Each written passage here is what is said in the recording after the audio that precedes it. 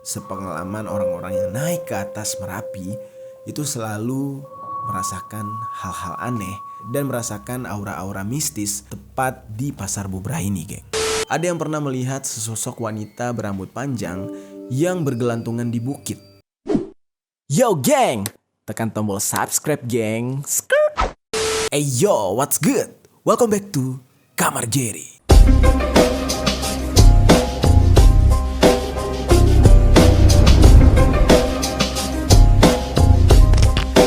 Geng, kita kembali dengan konten permisi, peristiwa misteri dari berbagai sisi.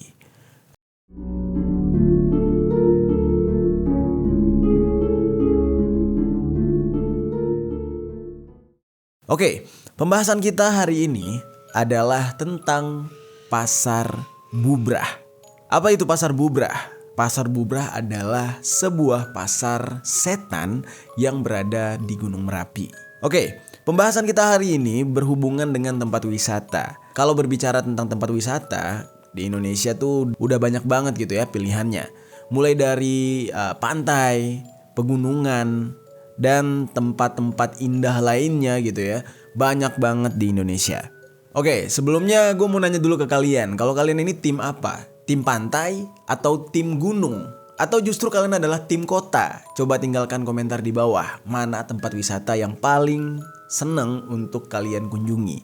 Nah, berbicara tentang wisata pantai, negara kita ini terdiri dari banyak pulau dan lautan yang sangat luas. Bahkan orang-orang yang terlahir di pinggir pantai sekalipun itu masih senang sekali gitu ya. Masih takjub melihat keindahan pantai, walaupun sebenarnya ya mereka lahir di tempat itu dan sudah sering melihat gitu. Berbeda dengan gunung nih, geng. Tidak semua orang senang dengan wisata pegunungan. Pertama, banyak hal yang harus dilalui kalau misalkan kita ingin berlibur atau berwisata ke gunung. Ada yang tipikalnya itu wisata ekstrim, ada juga yang masih bisa dijangkau dengan kendaraan. Biasanya yang tergolong ekstrim itu terhitung wisata yang harus melalui sebuah pendakian. Nah, kalau misalkan yang nggak ekstrim biasanya bisa naik mobil gitu. Kalau misalkan yang ekstrim dan harus mendaki ini biasanya hanya orang-orang tertentu yang mau melakukan dan menjalani wisata tersebut. Bagi mereka yang hobi menanjak gunung atau menaiki gunung untuk berwisata gitu ya, itu sampai-sampai rela merogoh cross check atau merogoh duit gitu sampai habis-habisan karena memang udah menjadi hobi dan itu adalah sebuah kepuasan batin buat mereka. Walaupun bisa dikatakan wisata mendaki gunung itu adalah sebuah aktivitas yang cukup melelahkan gitu ya. Cukup capek gitu, geng. Dan juga peralatannya sudah tergolong peralatan mahal.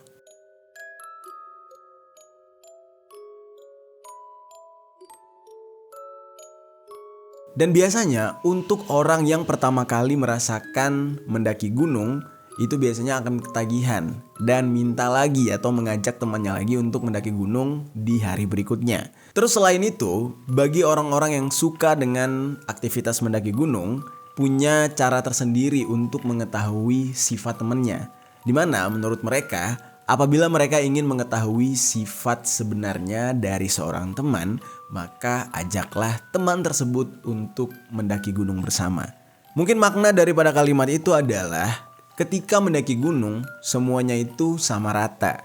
Dan ketika mendaki gunung, semua orang akan merasakan yang namanya lelah, capek. Dan di sanalah kita akan bisa menilai teman mana yang lebih setia, yang mau membantu dan menolong, atau yang mau menunggu ketika dalam perjalanan mencapai puncak bersama gitu. Nah, mungkin bagi anak gunung itu adalah sebuah penilaian kesetiaan temannya.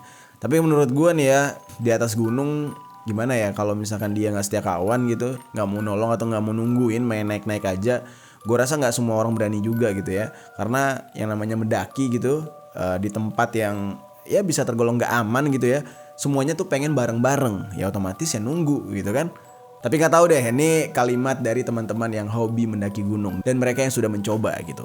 Oke, kali ini kita tidak akan membahas panjang lebar tentang tempat wisata atau aktivitas pendakian gunung. Namun, fokus kita akan membahas tentang misteri yang tersimpan di tempat wisata pendakian tersebut. Di semua tempat wisata sudah pasti ada penghuninya. Dan di semua tempat sudah pasti ada misterinya. Karena mau kemanapun kita pergi, hal mistis itu atau hal gaib itu akan selalu mengikuti. Apalagi seperti yang kita ketahui, aktivitas gaib seperti halnya jin, setan gitu ya, atau dengan bahasa yang lebih simpelnya adalah hantu, itu lebih banyak kita temui di tempat yang jarang ada aktivitasnya. Ya salah satunya adalah rumah tua atau rumah kosong dan hutan. Nah, fokus kita kali ini akan membahas misteri yang terdapat di sebuah gunung.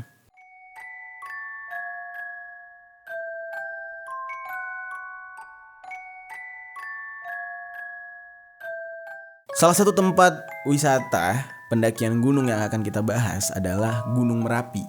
Gunung ini mempunyai ketinggian 2930 mdpl dan berada tepat di tengah Pulau Jawa, tepatnya di Jawa Tengah dan Daerah Istimewa Yogyakarta. Merapi ini tidak hanya dikenal dengan keindahan tempatnya gitu ya, dan juga ada sebuah tragedi letusan yang sangat memilukan di sana. Namun, ada sebuah hal yang menjadi fokus para wisatawan dan para pendaki ya, yaitu cerita mistis di tempat ini, geng. Salah satunya adalah Pasar Bubrah yang sangat terkenal di antara para pendaki yang pernah berkunjung ke Merapi.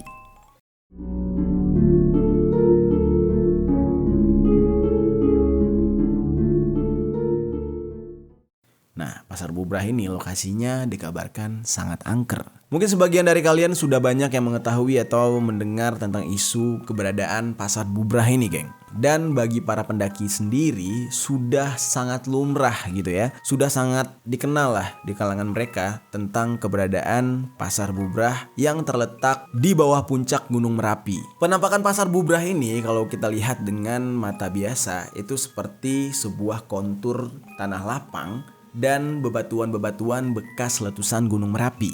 Dan letaknya itu ada di dekat pos 4, tepatnya di bibir kawah. Di lokasi ini tidak terdapat pepohonan-pepohonan besar atau pepohonan yang rindang gitu, geng ya. Jaraknya hanya 1 kilometer sebelum kawah puncak Gunung Merapi. Dan lokasi Pasar Bubrah ini menjadi tempat favorit untuk para pendaki beristirahat. Banyak dari para pendaki yang mendirikan tenda dan beristirahat di tempat ini sembari menunggu matahari terbit keesokan harinya. Dan pada akhirnya Pasar Bubrah ini dijadikan pos terakhir sekaligus tempat atau lokasi camping para pendaki. Kalau kita lihat pada siang hari, lokasi Pasar Bubrah ini terlihat ya biasa aja, layaknya lokasi pegunungan pada umumnya. Suasana akan berbeda ketika masuk pada malam hari, geng.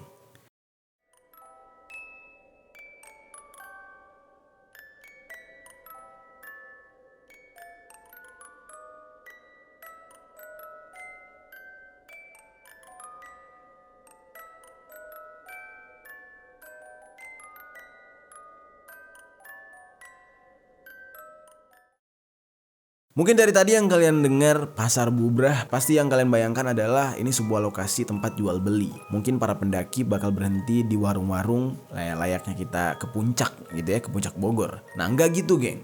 Ini hanya sebuah lokasi kosong ya kan, yang dipenuhi dengan bebatuan, tapi justru namanya Pasar Bubrah. Nah ini uniknya nih. Memang di sini terjadi transaksi jual beli. Namun transaksi jual beli tersebut bukan antara manusia dengan manusia, namun melainkan transaksi jual beli di pasar alam gaib. Jadi antara hantu dengan hantu. Bebatuan yang berserakan di Pasar Bubrah ini itu adalah warung-warung serta tempat makan makhluk-makhluk halus penghuni tempat tersebut, yang dimana tidak semua orang dapat melihat mereka. Beberapa orang pernah menyaksikan transaksi gaib di tempat ini, dan bahkan di beberapa kasus transaksi gaib tersebut tidak hanya dialami antara makhluk halus dengan makhluk halus, tapi juga ada manusia yang bertransaksi di Pasar Bubrah ini. Jadi manusia ini masuk ke dalam alam gaib tersebut. Dan Pasar Bubrah ini dikenal sebagai sebuah pasar yang sangat besar di Keraton Merapi. Jadi di Gunung Merapi ini ada sebuah kerajaan jin gitu, kerajaan makhluk halus. Ada sebuah nama yang dikenal di tempat ini, yaitu Eyang Sapu Jagat dan Mbah Petruk. Mereka ini menjadi seorang pesohor makhluk halus atau makhluk gaib di lokasi Merapi ini, geng. Nama mereka ini sangat dikenal dan akrab gitu ya di telinga para pendaki. Dan di dalam sejarah Keraton Yogyakarta, Eyang Sapu Jagat ini sering sekali menerima sesajen dari Keraton Yogyakarta agar dia tidak murka terhadap orang-orang yang ada di sana.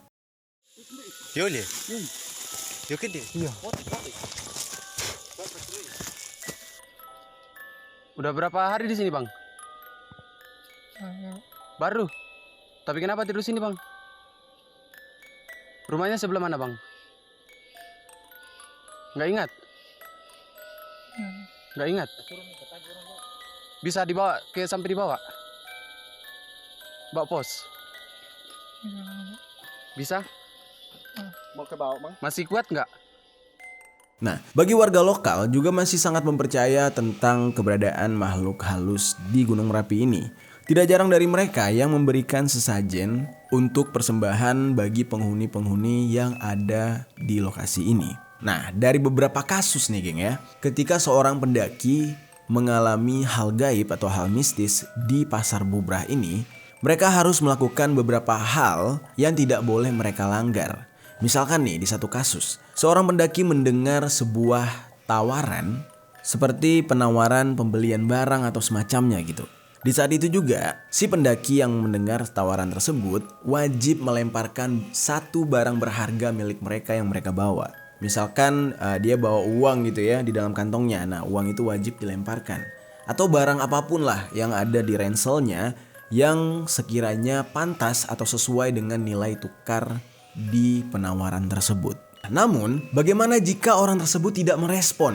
Orang tersebut justru tidak ngeh gitu ya. Karena kan ada tuh pendaki-pendaki baru yang nggak paham dengan aturan ini. Dan atau pendaki-pendaki yang sok-sok jenaka gitu ya.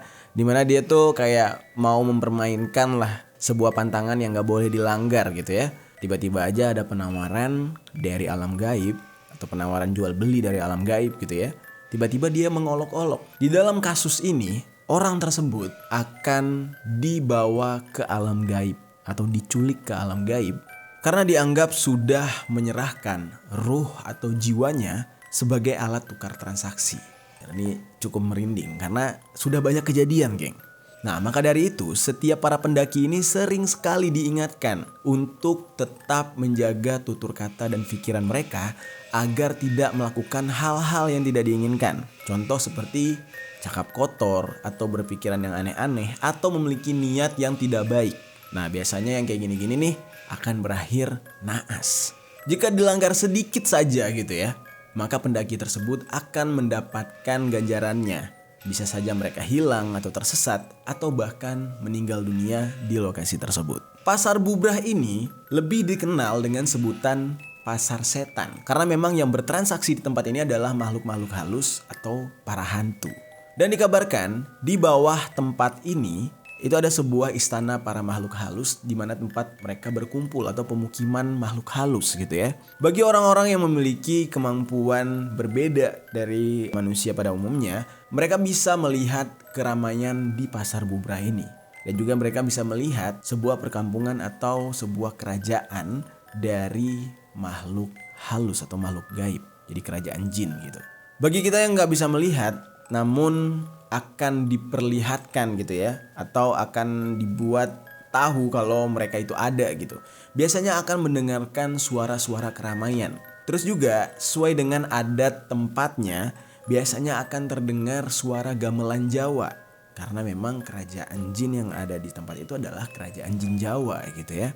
Biasanya suara gamelan, keramaian akan terdengar, tapi kita tidak dapat melihat di mana sumber suara tersebut karena memang kosong seperti nggak ada orang.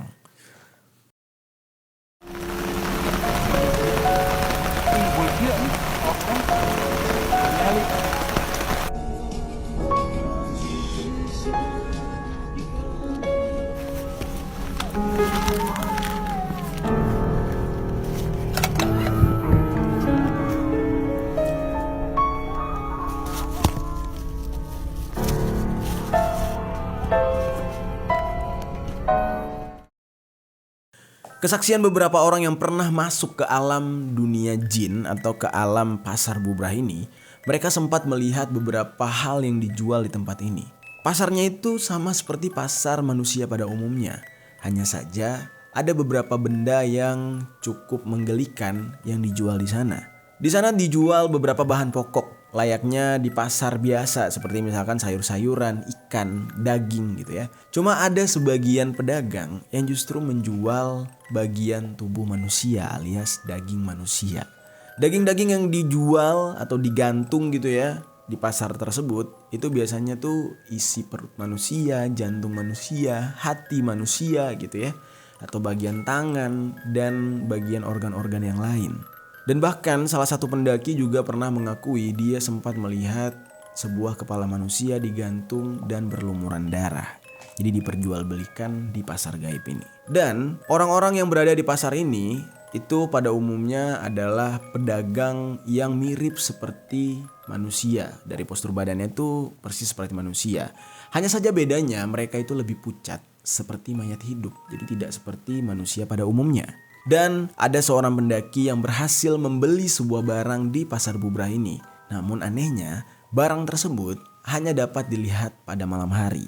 Ketika siang hari menghilang. Nah, jadi namanya juga barang gaib gitu, geng. Dan dikabarkan juga alat tukar menukar di tempat ini biasanya itu berbentuk uang, yang mana uang ini jika dilihat pada siang hari akan berubah menjadi daun. Dan pasar bubrah ini hanya akan bisa ditemukan di atas jam 12 malam. Jadi pada siang hari itu nggak ada aktivitas di sana. Dan pasar ini berakhir tepat ketika azan subuh. Jadi bubaran daripada pasar bubrah jin atau pasar setan ini itu hanya sebatas ketika azan subuh. Di tempat ini tidak hanya terjadi transaksi gaib. Contoh ada sebuah kejadian terhadap 2 orang sahabat yang berasal dari luar Jawa Tengah.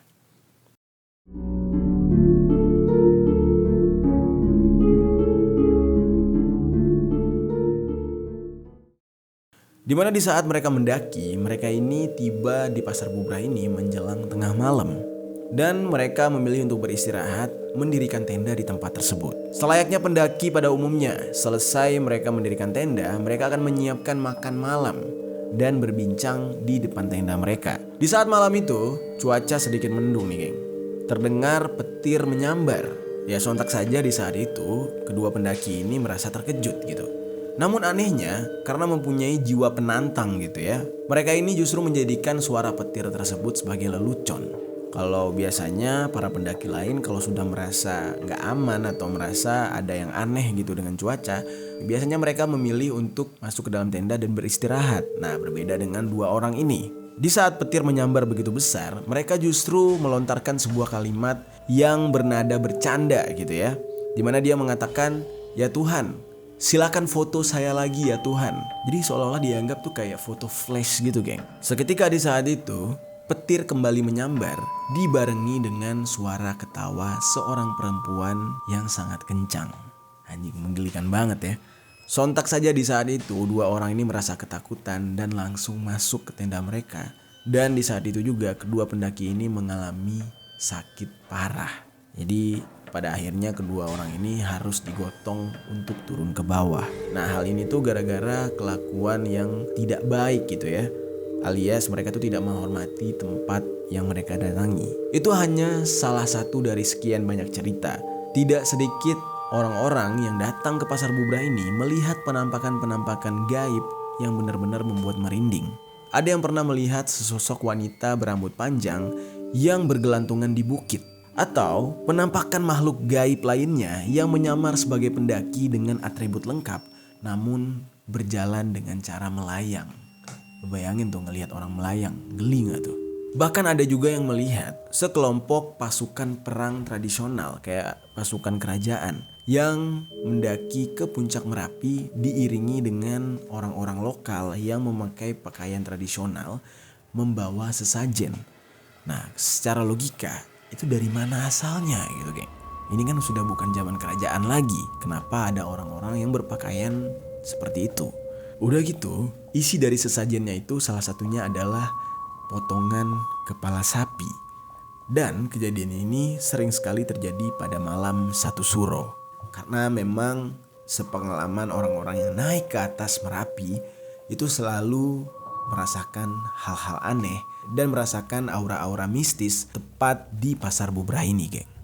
Gimana? Mungkin kalian ada yang pernah mendaki ke Merapi dan merasakan hal yang sama? Coba tinggalkan komentar di bawah.